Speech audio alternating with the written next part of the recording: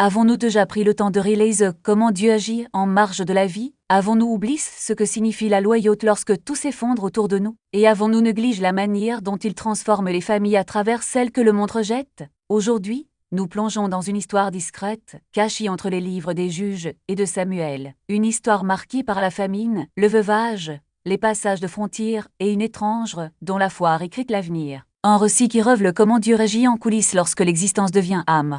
Une leçon qui résonne particulièrement auprès des croyants noirs, qui se souviennent, qui voient l'invisible, valorisent les fidèles et restaurent ceux qui sont brisés. C'est l'histoire de Ruth, dans les temps anciens d'Israël, lorsque les juges dirigeaient le pays. Quelque chose se produisait qu'il allait changer à jamais le sort d'une famille. Une sécheresse dévastatrice a ravagé Juda, transformant les champs fertiles en terres craquelées et stériles. À Bethléem, un homme nommé Elimelech, sa femme Naomi et leurs 2 filles, Malon et Chilium, se sont retrouvés face à un choix difficile. Rester les mains vides sur la terre promise ou abandonner tout ce qu'ils savaient pour chercher à survivre dans un pays étranger. Ils optent pour l'exil, traversant la frontière vers Moab, une région où passe trouble avec Israël, où le Dieu d'Abraham, d'Isaac et de Jacob n'était pas adore. Au début, cela semblait être une décision ainsi. Ils s'y installent, leurs enfants grandirent et épousent des femmes moabites, Orpa et Ruth. Pendant un bref instant, la vie sembla se reconstruire sur un seul étranger. Mais ensuite, la tragédie est arrivée par vagues successives. Elimelech mourut, laissant Naomi veuve dans un pays étranger. Peu de temps après, ses 2 filles moururent également. Le texte biblique résume simplement la situation. Naomi s'est retrouvée sans mari ni enfant, sans revenus, sans protection sociale, sans parents masculins à proximité. Juste 3 veuves dans un monde qui n'avait pas de place pour elle lorsque Naomi a appris que le Seigneur avait béni son peuple en lui donnant de la nourriture en Juda. Elle a décidé de rentrer chez elle. Elle est partie avec ses 2 belles filles, mais quelque part sur le chemin poussiéreux, l'Arialite la frappit de plein fouet. Il se tourna vers Orpa et Ruth et insista pour qu'elles retournent chez leur mère. Il explique franchement qu'il n'avait rien à offrir. Pas d'enfant à marier, pas de sécurité, pas d'avenir visible. Elle a même dit que la main du Seigneur s'était retournée contre elle. À ses yeux, la vie était devenue âmre, et il ne voulait pas que la même chose leur arrive. Orpa pleura, dit au revoir, et retourna vers son peuple et ses dieux. Mais les Écritures disent que Ruth s'accrochait à Naomi. Elle risait Séher, ta belle-sœur est déjà revenue vers son peuple et ses dieux. Va avec elle. C'était le choix logique, l'option sûre. Cependant, Ruth a répondu par l'un des serments les plus puissants de toute la Bible. En substance, il a dit: n'insistez pas pour que je vous abandonne ou que je cesse de vous suivre. Où vous irez, j'irai. Là où vous resterez, je resterai. Votre peuple sera mon peuple, et votre Dieu mon Dieu. Là où vous mourrez, je mourrai, et là je serai en terre. C'était une déclaration de foi. Une femme moabite, en dehors du peuple de l'Alliance, a choisi le Dieu d'Israël et a lié son destin à celui d'une veuve âme et sans ressources.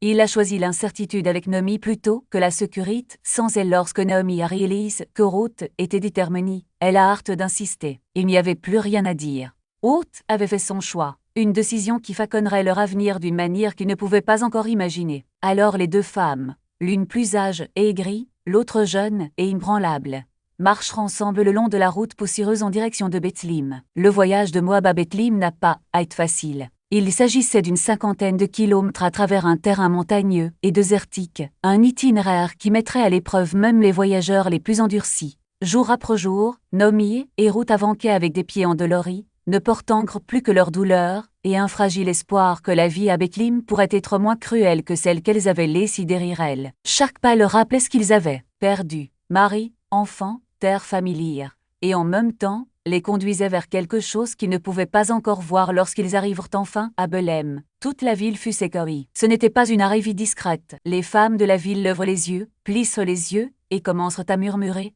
est-ce Naomi? Le temps, la tristesse et les difficultés ont laissé des traces profondes. La femme qui était partie avec son mari et ses 2 enfants est revenue accompagnée uniquement d'une belle fille étrange. Naomi a entendu les questions et a refusé de faire semblant. Il répondit directement: ne m'appelez pas Naomi, ce qui signifie Tagobel. Appelez-moi Mara, ce qui signifie Tamé, car le Tout-Puissant a rendu ma vie très âme. Je suis partie avec l'abondance et le Seigneur m'a ramené les mains vides. Pour elle, son histoire était celle d'une plénitude perdue, d'une joie épurée. Pourtant, même dans sa plainte, L'Écriture rapporte un détail important, elle n'est pas revenue seule. À ses côtes se trouvait Ruth. Mais Naomi ne pouvait toujours pas voir le cadeau que représentait cette présence. Les habitants de Belém ont vu une femme transformée par la souffrance et un compagnon étranger, dont l'accent et les vêtements la marquaient comme une étrange. Deux veuves, sans terre propre, sans moyen de subsistance et vides, dans une petite ville agricole, au début des moissons, leur survie dépendrait de la miséricorde de Dieu et de l'obéissance de son peuple. Le chapitre 2 du livre de Ruth se termine par un détail simple, mais plein de sens. Ils arrivent à Bethléem au début de la récolte de l'orge. La récolte de l'orge avait lieu au printemps, lorsque les champs devenaient d'or, et que les ouvriers parcouraient la terre avec des faux, coupant et liant le grain. Pour une famille israélite ordinaire, la récolte était synonyme de revenus, de nourriture et de sobration. Pour les pauvres, les veuves et les étrangers, c'était cependant une opportunité dangereuse, mais nécessaire de récolter suffisamment de céréales pour survivre. La loi d'Israël, donnée par Dieu, a fait de la place à ce peuple par la pratique du glanage. Dans Lévitique 23h22, le Seigneur ordonne aux propriétaires fonciers de ne pas moissonner jusqu'à la limite de leur champ, ni de retourner ramasser les épitombes. Ils devaient laisser les berges et les restes afin que les pauvres et les étrangers puissent suivre les moissonneurs et ramasser ce qui restait. C'était une justice enchâssie, une miséricorde liée au travail quotidien. Comme le dit le verset, « Quand vous moissonnez votre terre, ne ramassez pas jusqu'aux extrémités du champ, et ne ramassez pas les épitombes. Laissez-les aux pauvres et à l'étranger. » Pour Ruth et Naomi, cette loi serait une bouée de sauvetage dans les jours suivants. Les récoltes commençaient, et avec elles, la possibilité de ne pas avoir faim. Le soleil était à peine levé lorsque Ruth se leva ce matin-là. Il regarda Naomi, toujours endormie, et décida de ne plus attendre. Le petit espace qu'il partageait à Belém ne contenait que le silence et la fatigue. La faim commençait à s'installer et Ruth savait que s'il voulait manger, il fallait que quelqu'un agisse. Il se souvint de ce que Naomi lui avait dit sur les coutumes du pays. Sans hésitation, il se prépara à partir. La suite restait encore un mystère, mais une chose était sûre, leur histoire ne faisait que commencer à racheter la famille de Naomi. Boz, cependant, n'a pas échappé à sa responsabilité. Le lendemain matin, avant que la ville ne se réveille complètement, il appela Ruth et lui dit « Ne retourne pas chez ta belle-mère les mains vides. » Avec précaution, il remplit son manteau de 6 mesures d'orge, un geste généreux, mais aussi symbolique. C'était comme s'il disait « Prends ceci comme un signe. Ne t'inquiète pas, je m'occupe de tout. » Ruth retourna à Bethléem, toujours sous le couvert de l'aube. Naomi, en la voyant arriver avec tant de grains, et en entendant le récit de ce qui s'était passé, a compris que quelque chose de plus grand était en mouvement. « Attends, ma fille, dit-elle avec un calme que seul l'espoir apporte. Aujourd'hui, Boz va résoudre ce problème. Il ne se reposera pas tant qu'il ne s'assurera pas que tout est fait correctement. » Et c'était ainsi. Boz ne perdit pas de temps. Il se rendit à la porte de la ville, le lieu où les anciens se réunissaient pour résoudre les questions juridiques et communautaires. Là, il s'est assis et attendu. Lorsque le plus proche parent d'Elimelech passa, Boz l'appela. « Viens ici, mon frère, et assieds-toi. » L'homme, sans se douter de ce qui allait arriver, s'approcha. Boz appela alors 10 anciens de la ville comme témoins et lui expliqua la situation. « Naomi, qui revient de Moab, vend le terrain qui appartenait à notre frère Elimelech.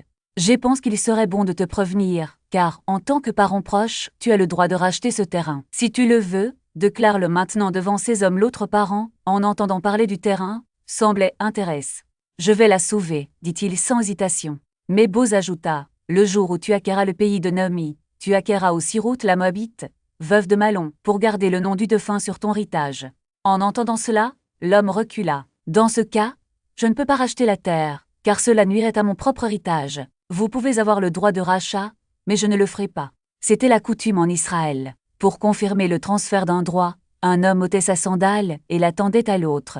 Alors le parent le plus proche ôta la sandale et la donna à Boz en lui disant « Hache-la toi-même. » Et devant tous les anciens et le peuple rassemble, Boz déclara « Aujourd'hui, vous êtes ce témoin que j'ai acquis de Naomi, tout ce qu'il appartenait à Elimelech, Chilium et Malon.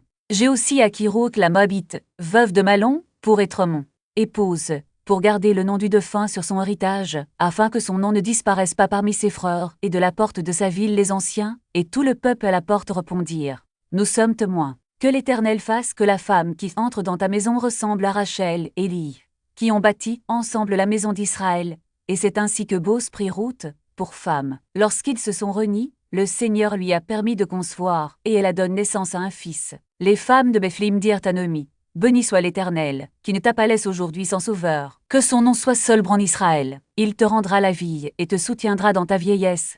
Car ta belle-fille, qui t'aime et qui vaut plus que 7 fils, t'a donné un petit-fils. Naomi prit le garçon dans ses bras et devint sa nourrice. Les voisins lui ont donné un nom.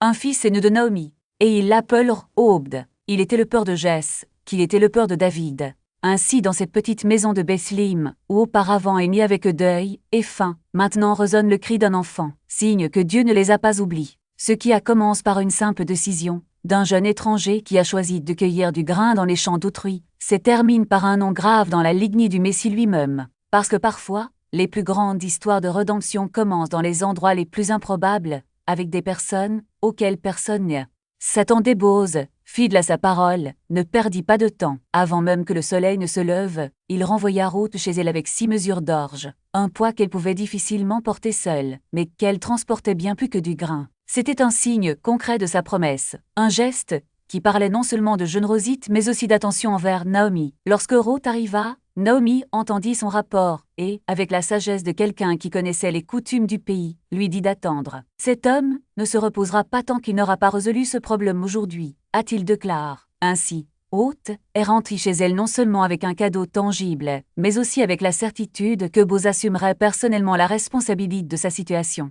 La réunion à l'air, aussi réjouie soit-elle, avait été un succès. Maintenant, tout dépendait de la manière dont Boaz traiterait l'autre rédempteur, celui qui avait le droit prioritaire de racheter la terre, et, avec lui, l'obligation de prendre soin de Ruth. Le lendemain matin, Boaz se rendit à la porte de la ville, le cœur battant de la vie publique de Bethléem. C'est là que les accords étaient conclus, que les décisions juridiques étaient prises, et que les anciens se réunissaient pour délibérer sur les questions communautaires. Il était assis parmi eux, attendant l'arrivée du parent le plus proche, l'homme qui avait le premier droit d'acheter la terre d'Elimelech, et, avec cela, la responsabilité d'épouser Ruth. Lorsqu'il le vit passer, Boaz l'appela à s'asseoir à côté de lui et appela 10 anciens comme témoins. Devant tout le monde, elle explique la situation. Naomi vend le terrain qui avait appartenu à son défunt mari. L'homme a d'abord accepté de la racheter. Après tout, la terre était un bien précieux, cela avait un sens économique. Mais Boaz ensuite ajoute la condition complète.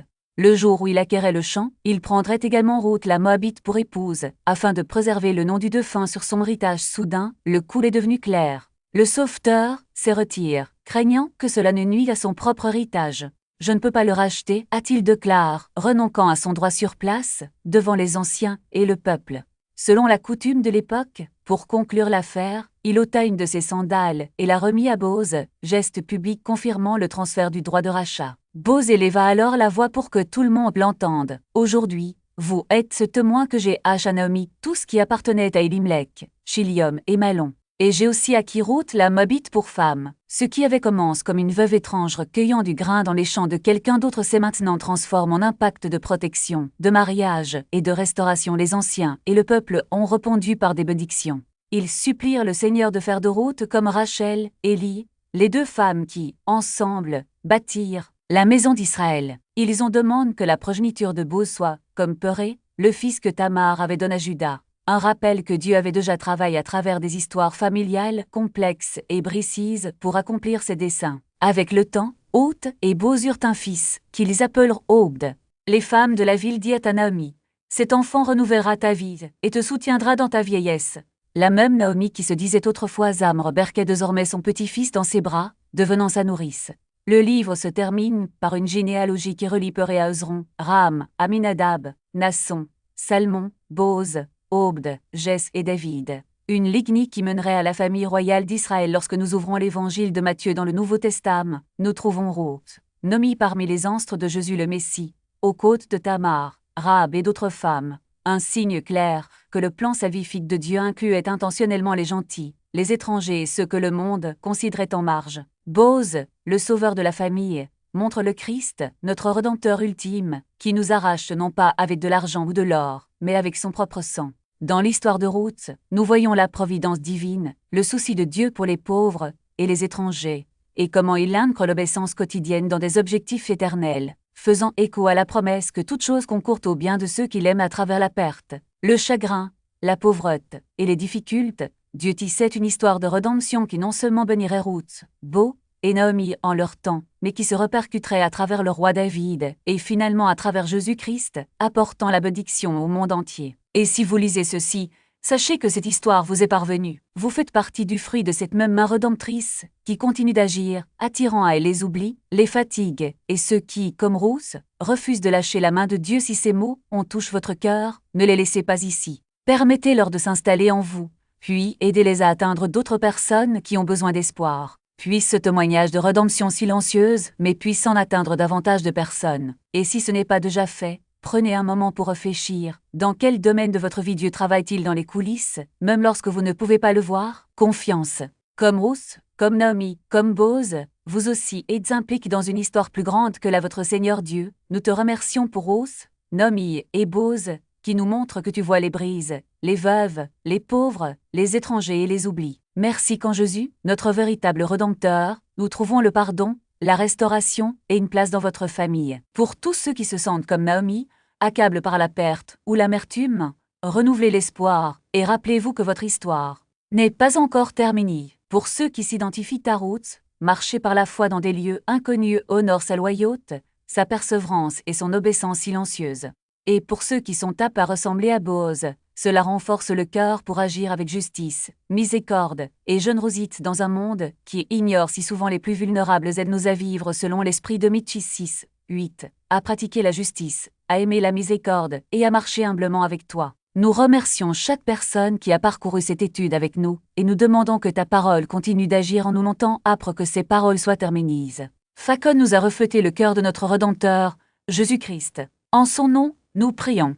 Amen. Merci d'avoir consacré votre temps, votre attention et votre cœur à ce voyage à travers le livre de Ruth. Votre présence ici compte, votre fidélité compte. Nous ne prenons pas pour acquis le fait que vous choisissiez d'étudier les Écritures avec nous semaine après semaine. Que le Seigneur vous trouve avec une force renouvelée, une ferme espérance et la calme certitude qu'il continue de guider vos pas. C'est un honneur de marcher dans la parole à vos côtes.